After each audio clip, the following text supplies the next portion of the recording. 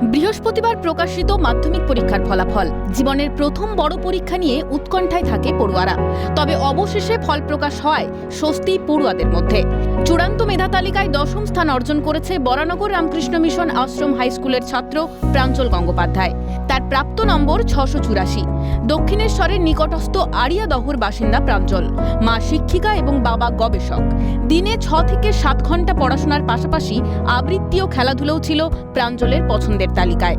আর মাধ্যমিকে তার সবচেয়ে পছন্দের বিষয় ছিল ভৌতবিজ্ঞান। তবে ভবিষ্যতে প্রাঞ্জল চায় ডাক্তার বা ইঞ্জিনিয়ার নয়, গবেষক বিজ্ঞানী হতে। 5 থেকে 6 ঘন্টা শুরুতে, তারপর বাড়িয়ে 6 থেকে 7 কিংবা কখনো 7 থেকে 8, এর বেশি কখনোই যায়নি। শুধু কি পড়াশোনা করতে না খেলাধুলা গান বাজনার সঙ্গে? খেলাধুলো করতাম বলতে স্কুলে যখন থাকতাম ক্রিকেট খেলতাম, আর এমনি সময় আমার সঙ্গী হচ্ছে আমার আবৃত্তি, বই পড়ি, গানও শুনি টুকটাক, এই আর কি। কোনটা বেশি ফেভারিট? আমার আবৃত্তি চিরকালই ভালো লাগে। আর খেলাধুলায় ক্রিকেট ভালো লাগে। ক্রিকেটটা এখন খেলা হচ্ছে না, স্কুলে যখন থাকি তখন খেলি আর কি। বড় হয়ে ফিজিক্স নিয়ে রিসার্চ করার ইচ্ছা, রিসার্চ সায়েন্টিস্ট হওয়ার ইচ্ছা আছে। তবে তার এই সাফল্যের নেপথ্যে তার মায়ের অবদানই সবচেয়ে বেশি বলেই জানায় প্রাঞ্জল। তবে একই সঙ্গে মা বাবা এবং শিক্ষকদের অবদানের কথাও সিএনএর সামনে জানাতে ভুলল না সে। আমার পরে আমি আমার মাকেই প্রাধান্য দেবো, এবং তারপরে আমার স্কুলের সব টিউশন টিচার, আমার মা বাবা তো অবশ্যই, তারপরে সব টিউশন টিচার এবং স্কুলের টিচার। প্রাঞ্জলের সাফল্যে আনন্দের আমেজ পরিবারেও। ছেলের সাফল্যে খুশি প্রাঞ্জলের মাও। খুবই খুশি হয়েছি। আমরা তো কদিন ধরেই রেজাল্ট বেরোবে বলে খুব টেনশানে ছিলাম, তা আজকে সকালে আরও বেশি টেনশান হচ্ছিল। তা শেষ পর্যন্ত নামটা শুনতে পেয়ে খুবই ভালো লাগছে, যদিও আরেকটু উপরের দিকে র্যাঙ্ক আশা করেছিলাম। যাকগে, যেটা হয়েছে তাতেই খুশি। অন্যদিকে চূড়ান্ত মেধা তালিকায় 10ম স্থান অর্জন করেছে কমলা গার্লস হাই স্কুলের ছাত্রী সোমদত্তা সামন্ত। তারও প্রাপ্ত নম্বর 684। তবে তথাকথিত রুটিন মেনে নয়, ভালোবেসেই পড়াশোনা চালিয়ে গিয়েছে এই কৃতি ছাত্রী। এতটা ভালো আশা করিনি, মানে ভালো হবে সেটা ভেবেছিলাম, কিন্তু এতটা ভালো তো আশা করা যায় না।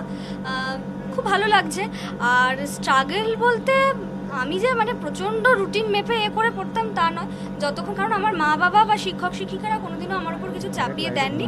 আমার যতটা ভালো লাগতো আমি চেষ্টা করতাম প্রতিদিনের পড়াটা প্রতিদিন করে যেতে এবং পড়াশোনার মধ্যে থাকতে।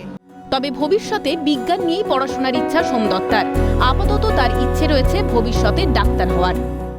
আমার তো পিওর সায়েন্স নিয়ে পড়াশোনা করার ইচ্ছে আছে। তারপরে দেখবো যে সাবজেক্টে বেশি ইন্টারেস্ট পাচ্ছি বা যেখানে বেশি ভালো ফল করতে পারছি সেই মতো এগোবো। আসলে আমার ছোটোবেলা থেকেই খুব ডাক্তার হওয়ার ইচ্ছে। আমি ডাক্তার খেলতে খুব ভালোবাসতাম, কিন্তু এখন ব্যাপারটা বুঝেছি যে অতটা সহজ নয় এবং সমস্ত সাবজেক্টে আমার ভালো লাগবে সমানভাবে সেটাও নয়।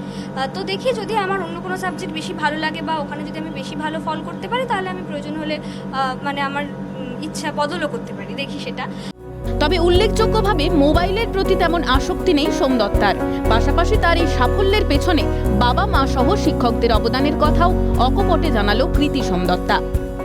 কিন্তু আমি খুব একটা মোবাইল ঘাঁটতে যেহেতু পছন্দ করি না, তাই খুব একটা অনলাইন নির্ভরতা আমার ছিল না। যেটুকু এই মানে শিক্ষক শিক্ষিকারা বলেছেন সেটুকুই পিডিএফের মাধ্যমে হয়তো একটু আধটু করেছি। মোবাইলটা মানে আমি দেখিই না বলতে গেলে। সত্য কথা, আমার আত্মীয় স্বজন, স্কুল ভীষণ সাপোর্ট দিয়েছে, গৃহশিক্ষক শিক্ষিকারাও সবসময় পাশে ছিলেন, কিন্তু আমি আমার মা বাবার কাছ থেকে যে মানে সাহায্যটা পেয়েছি সেটা তো ভাষায় প্রকাশ করা যায় না। ওনারা কখনোই আমাকে মানে পড়াশোনা করতে তো সাহায্য করেইছেন, তার সঙ্গে সঙ্গে ওনারা সবার আগে যেটা বলেছেন একজন প্রকৃত মানুষ হও। এই শিক্ষাটা আমি ওনাদের কাছ থেকে পেয়েছি। তো চেষ্টা করব ওনাদের কথা শুনে চলার এবং ভবিষ্যতে সত্যি যেন একজন ভালো মানুষ হতে পারি। স্বাভাবিকভাবেই খুশির আমেজ সোমদত্তার পরিবারেও। আমার বিশেষ কিছু বলার নেই এই ক্ষেত্রে। সব মায়েরাই যা করে, আমি তার বাইরে কিছু করিনি। সব মায়েরাই তাই করে থাকে তাদের সন্তানের জন্য, আমিও তাই করেছি।